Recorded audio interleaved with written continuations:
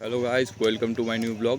আজকের ভিডিওতে আমি দেখাবো বগনভেলিয়া গাছের কাটিং আর কি দিলে বগনভেলিয়া গাছ তাড়াতাড়ি ফুল আসে, আর যদি গাছ বেশি লম্বা হয়ে যায় ওটারও আমি উপায় করে দেবো।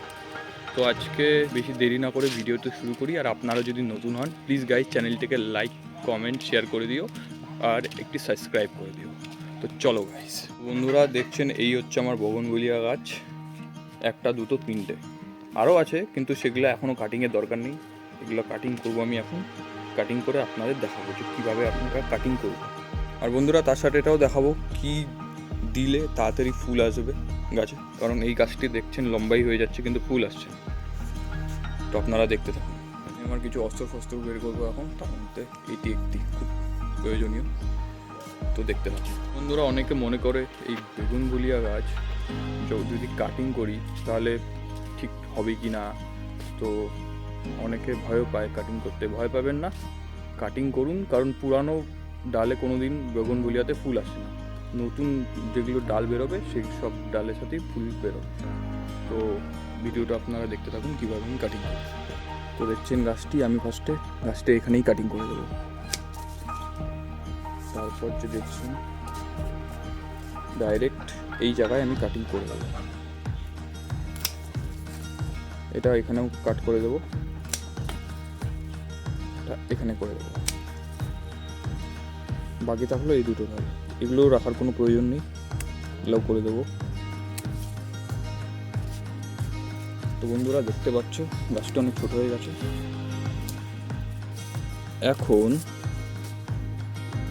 একটি ডাল বাকি থাকলো, এটিকেও কাট করে দেবো, কারণ তাহলে নতুন পাতা গজাবে। এটাও পারলে এখান থেকে কাট করে দেবো। বন্ধুরা এই গাছটি হয়ে গেছে, এখন বড় গাছটিতে চলে আসবে। কোনো মায়া মমতা করবেন না, কারণ নাহলে গাছ ভালো হবে না। এভাবে এটার এখান থেকে কেটে দেবো, এখান থেকে কেটে দেবো।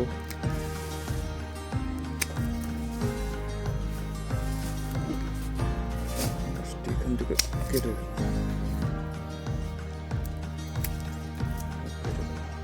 এখন বাকি থাকলো এটা এখান থেকে কেটে দেবো। তো বন্ধুরা এই দুটো গাছ হয়ে গেল, এখন এই ছোট্ট গাছটি বাকি আছে, এটিকেও কাটিং করে দেবো। এটিকেও এইভাবে কাটিং করে দেবো, তাহলে অনেক নতুন নতুন ডালপালা গজাবে। বন্ধুরা হয়ে গেল, এখন আপনাদের দেখাবো কি দিলে গাছে খুব তাড়াতাড়ি ফুল হবে। দেখতে থাকুন। এই গাছটির সাইড মাটিগুলো একটু ঠিক করে নেব, অনেক বাড়তি গাছ উঠে গেছে এখানে।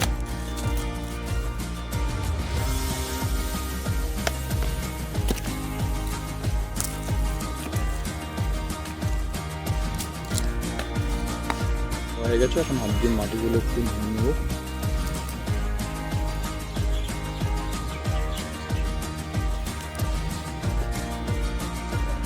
একদম গোড়ায় না দিলেও হবে বন্ধুরা, সাইড থেকে দিয়ে দেবেন, গাছ অটোমেটিকলি এটা নিয়ে নেবে। মাটি একটু সরিয়ে নিলাম। গাছের গোড়ায় যে ওটা প্রয়োগ করতে হবে তার কোনো মানে নেই।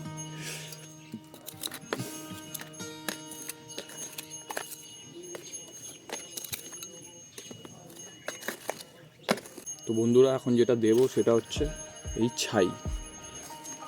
এই ছাই গাছের গোড়ায় এভাবে দিয়ে দেবো, কারণ ছাইয়ের মধ্যে অত্যন্ত পরিমাণে পটাশ থাকে, সেটি গাছের জন্য খুব ভালো।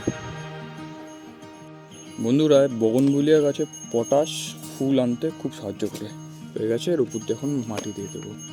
আর বন্ধুরা একটা জিনিস, যত পারবেন সপ্তাহে 1 থেকে 2 দিন জল দেবেন বগনভেলিয়া গাছে, তাতে ফুল তাড়াতাড়ি আসবে গাছে। বেশি গোড়ায় যদি জল থাকে তাহলে কিন্তু ফুল আসবে না।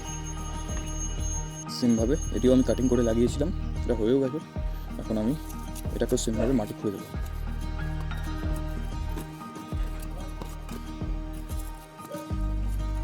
মাটি দেওয়ার পর এটা সব মাটি একটু সরিয়ে দেবো।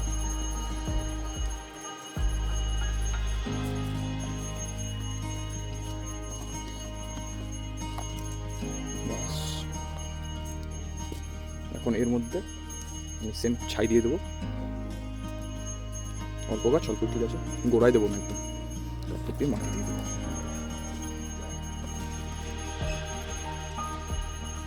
ছায়ের মধ্যে ভরে ভরে পটাশ থাকে বন্ধুরা, এই গাছের জন্য খুব ভালো, বিশেষ করে বগনভেলিয়া গাছের জন্য খুব ভালো। সেমভাবে এই গাছটাকেও তাই করবো, এইভাবে খুঁড়ে নিয়ে গাছটা একটু মাটি সরিয়ে দেবো,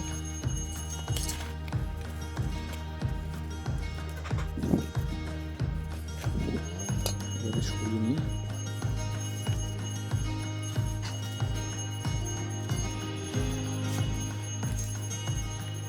ছাই দিয়ে দেবো। ছাইয়ের অনেক গুণ, গাছ বেশি ছিল, এবার উপর দিয়ে মাটি দিয়ে দেবো।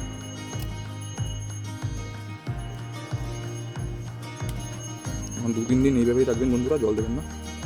আর যদি একদমই শুকনো হয় মাটি তাহলে জল দেবেন, খুব অল্প।